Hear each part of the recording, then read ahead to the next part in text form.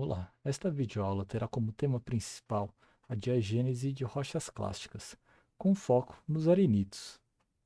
Iremos abordar os seguintes conteúdos: a definição do conceito de diagênese e os elementos, variáveis externas e internas que formam o sistema diagenético.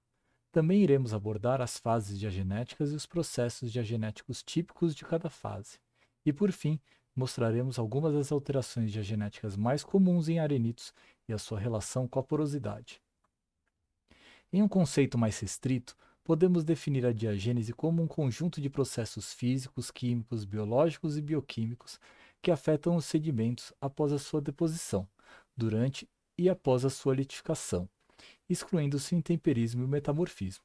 Entretanto, alguns autores adotam um conceito mais amplo, no qual, além dos processos citados nesse conceito mais restrito, englobaria também o que ocorrem nos depósitos residuais e sobre todos os tipos de rochas na superfície da crosta terrestre, nos primeiros milhares de metros de profundidade. Assim, o conceito mais amplo de diagênese inclui também o intemperismo.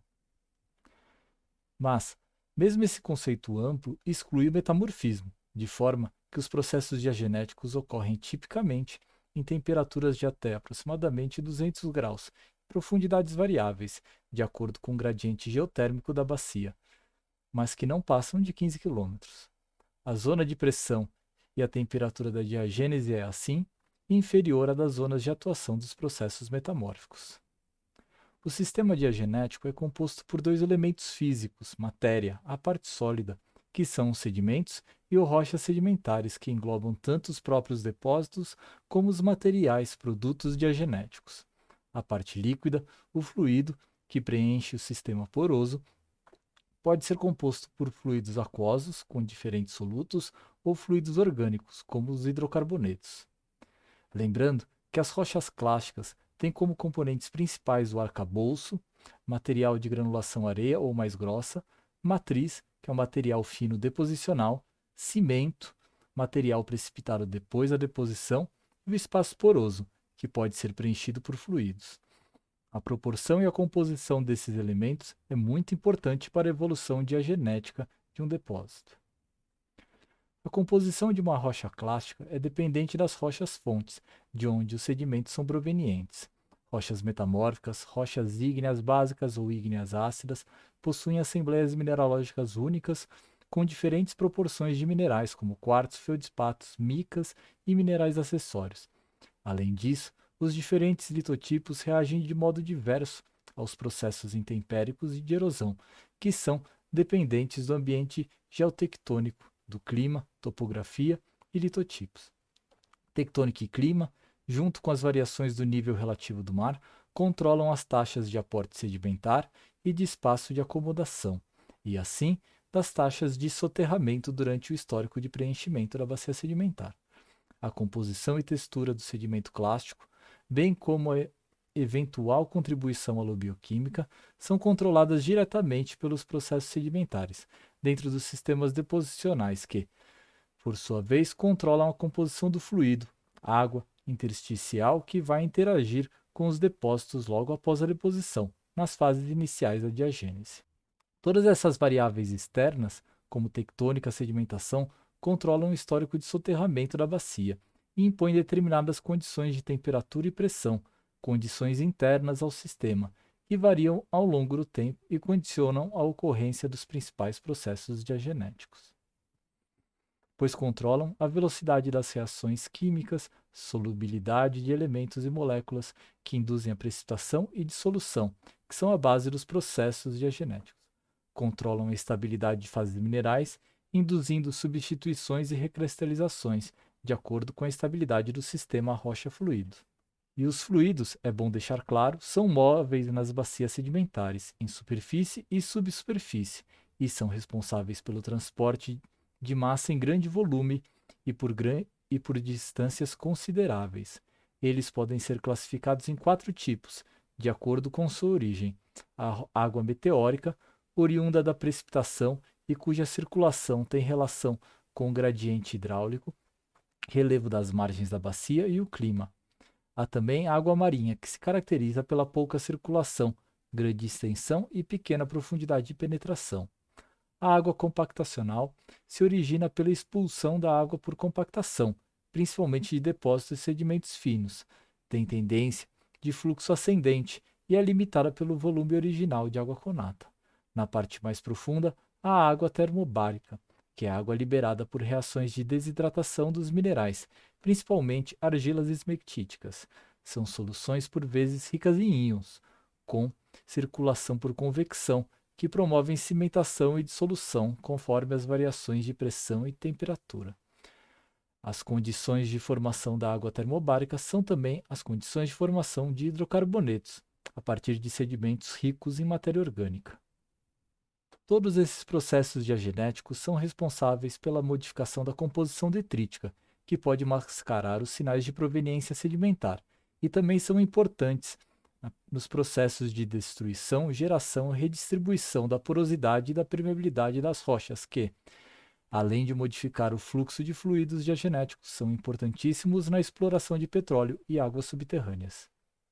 A intensidade e ocorrência dos processos diagenéticos podem ser separadas em 3 fases, momentos distintos, de acordo com o tipo de fluido presente e o histórico de soterramento, que são a eel, meso e telodiagênese. Durante a eodiagênese, o sedimento interage com a água dos poros a baixas profundidades e ainda sob influência do sistema deposicional. Sendo assim, os processos diagenéticos presentes ainda têm relação com as condições climáticas da deposição. A compactação é ainda ausente nessa fase. Já a mesodiagênese ocorre após o soterramento definitivo e a interação dos depósitos sedimentares com as águas compactacionais e termobáricas, influenciadas pelo aumento de pressão, temperatura e interações com os depósitos adjacentes, principalmente pelos processos de convecção. Dentre os principais processos que ocorrem na mesodiagênese, destaco compactação mecânica e química, crescimento de cimentos e destruição da porosidade primária. A telodiagênese pode ocorrer em um possível surgimento do depósito sedimentar, por inversão estrutural, com a interação do depósito com as águas meteóricas, em profundidades rasas. Todas essas fases e processos diagenéticos podem atuar nos diferentes tipos de sedimentos, transformando-os em rochas sedimentares e modificando a composição detrítica. Com a evolução das fases diagenéticas, um dos principais processos que modificam os depósitos sedimentares é a compactação, pelo incremento da pressão conforme ocorre o soterramento. No processo de compactação, há diversas transformações nos grãos, que diminuem o espaço poroso. A grande maioria das transformações são mecânicas e diretamente dependente da forma e composição dos clastos do arcabouço. Os clastos podem rotacionar, se rearranjar, se deformar, fraturar ou quebrar, a depender da forma e reologia do grão. Tal relação entre a composição do arcabouço e a intensidade da compactação é algo bastante estudado, principalmente na indústria do petróleo. O famoso trabalho de Dixon e Sussex tem como motivação principal essa relação, já que eles observaram que a perda de porosidade ocorre em profundidades mais rasas nos arenitos líticos e feldspáticos do que nos quartzosos. Como essa composição tem relação com o ambiente geotectônico da área-fonte, há importantes considerações exploratórias, como a profundidade máxima para uma rocha reservatório possuir porosidade mínima para o reservatório ser economicamente viável. O nível de compactação pode ser observado em lâmina petrográfica, observando a forma de contato entre os grãos. Quando um empacotamento dos grãos ainda é aberto, há bastante grãos flutuantes e alguns com contatos pontuais. Conforme aumenta o rearranjo dos grãos, a quantidade de contatos pontuais aumenta também, pela diminuição do espaço poroso, e é possível observar contatos planares, que podem se tornar bastante comuns. Ainda no aumento de compactação, com um empacotamento mais fechado, sob pressões mais altas, inicia-se a compactação química nos grãos de quartzo, formando contatos côncavo-convexos e também suturados, talvez até estilólitos. Essa compactação química é uma importante fonte de sílica para o fluido intersticial, que, movimentando-se de forma ascendente com a diminuição da temperatura, induz a precipitação de cimento silicoso. Destaca um ponto muito importante: a cimentação precoce, por obstruir o espaço poroso, pode inibir a compactação mecânica e química. Assim, a observação da relação entre o cimento e a compactação ajuda a determinar a cronologia relativa dos eventos diagenéticos. As modificações diagenéticas no campo químico podem ser a dissolução, precipitação, que é a chamada cimentação, a substituição, que é a precipitação de um mineral concomitante à dissolução de outro, e a recristalização. Todos esses processos ocorrem quando há alterações na estabilidade do sistema rocha-fluido, durante as fases diferentes diagenéticas, com fluxo de fluidos e transporte de íons por difusão. Há muitas possibilidades de alterações diagenéticas em rochas clásticas que já foram documentadas, mas eu vou exemplificar aqui algumas das mais comumente observadas, como as que envolvem os argilominerais, a precipitação de óxido e hidróxido de ferro e modificações relacionadas aos minerais mais comuns, como feldspato, carbonato e quartzo, ou outras formas cristalinas de sílica. As argilas podem ser deposicionais, compondo a matriz da rocha clástica, junto ao silt, ou pós-deposicionais, se precipitando como cimento ou sendo mecanicamente infiltradas durante a eudiagênese. As argilas mecanicamente infiltradas são detríticas, comumente esmectitas, e são tipicamente infiltradas nos sedimentos grossos em sistemas deposicionais fluviais e aluviais, em enxurradas episódicas ou avulsão. Essas argilas infiltradas, como observado nessa imagem à esquerda, formam massas heterogêneas, preenchendo os poros em texturas de cutícula, com impurezas aprisionadas, por vezes em agregados tipicamente da zona vadosa, geopetais, indicando topibase, como pendulares e em menisco. Argilas precipitadas, como um cimento típico, são as chamadas argilas altigênicas. As mais comuns são os polimorfos caulinita e dictita, que normalmente são de ocorrência típica da mesodiagênese. Esmectitas, resultado da alteração de minerais ferromagnesianos, feldspato e vidro vulcânico. A halita, que é formada tipicamente com fluidos intersticiais alcalinos com alta concentração de potássio. E a clorita, formada em sistemas de fluidos ricos em magnésio e ferro, relacionados com a alteração de fragmentos de rocha, especialmente vulcânicos, e em grãos de minerais ferromagnesianos. O reconhecimento em lâmina petrográfica das argilas altigênicas se dá pela sua maior cristalinidade que as argilas infiltradas, e apresentam também menos impurezas. Elas ocorrem com hábitos aciculares e equidimensionais, a depender do grupo composicional. Outra forma muito comum de ocorrência de argilominerais diagenéticos é a substituição de feldspato ou micas por caulinita. Aqui na imagem à direita é possível observar cristais de caulinita, com hábito típico que lembram pequenos livrinhos. Os feldspatos também podem ser alterados para sericita. Uma alteração diagenética muito comum nos arenitos durante a diagênese é a precipitação de óxidos e hidróxidos de ferro, na forma de cutículas, envolvendo o grão, como na imagem à esquerda, que dão um aspecto avermelhado muito comum às rochas sedimentares, formando os chamados red beds, ou em agregados nodulares, como observado na imagem à direita. O ferro tem origem na oxidação de minerais ferromagnesianos em ambiente com EH, potencial redox positivo, e pH neutro, alcalino, condições tipicamente encontradas em climas quentes e áridos a semiáridos. Por isso, é comum a associação dos red beds a desertos. Alterações relacionadas aos feldspatos são bastante comuns na diagênese, por conta de sua baixa estabilidade química em ambientes aquosos. Eles podem ser alterados para argilominerais ou sericita, ou mesmo já serem depositados com alterações parciais, a depender do clima atuante na área fonte e sistema deposicional.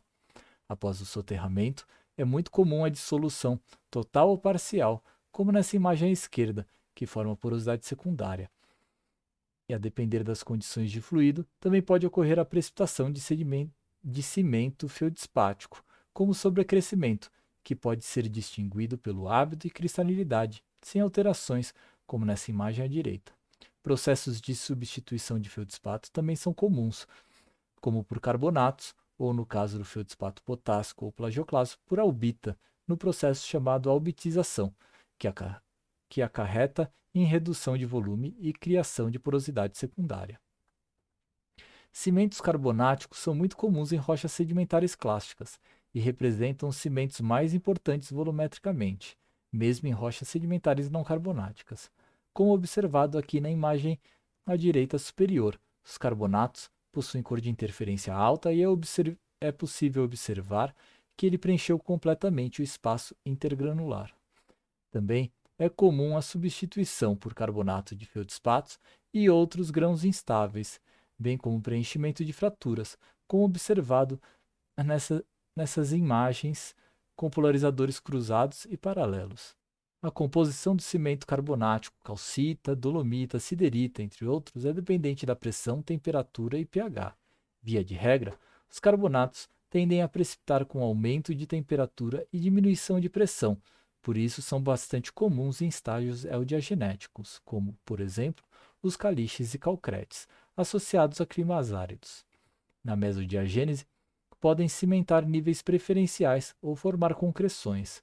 A composição alimentar, como o magnésio na calcita e isotópica, é bastante influenciada pelas condições de fluido, pH, salinidade. Estudos na proporções elementares e isotópicos nos cimentos carbonáticos são muito importantes para fornecer as paleocondições de fluido na história diagenética de uma rocha sedimentar. Como o quartzo é o mineral mais comum em sedimentos clásticos, os fluidos diagenéticos podem se tornar enriquecidos em sílica, tanto pela dissolução por pressão durante a compactação química, como outras alterações diagenéticas, como dissolução ou substituição de silicatos e materiais vulcânicos, bem como modificações em argilominerais. Tipicamente, a solubilidade da sílica aumenta com a pressão e a temperatura, que são condições inversas da solubilidade dos carbonatos. Assim, em células de convecção de fluidos diagenéticos, temos em níveis mais rasos, no topo da célula, dissolução de carbonato e precipitação de sílica, e nos níveis mais profundos, precipitação de carbonato e dissolução de sílica. A precipitação de cimento silicoso pode ser na forma amorfa, como opala, ou microcristalina, como calcedônia, ou como crescimento sintaxial, como observado na imagem à esquerda. Destaco que a precipitação de sílica é bastante facilitada pela nucleação. Assim, cutículas espessas de argilas podem impedir ou inibir sua precipitação.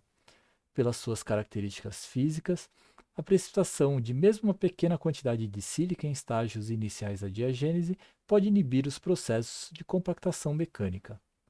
A porosidade primária deposicional pode ser modificada, obliterada ou mesmo preservada, de acordo com os processos e a sequência diagenética.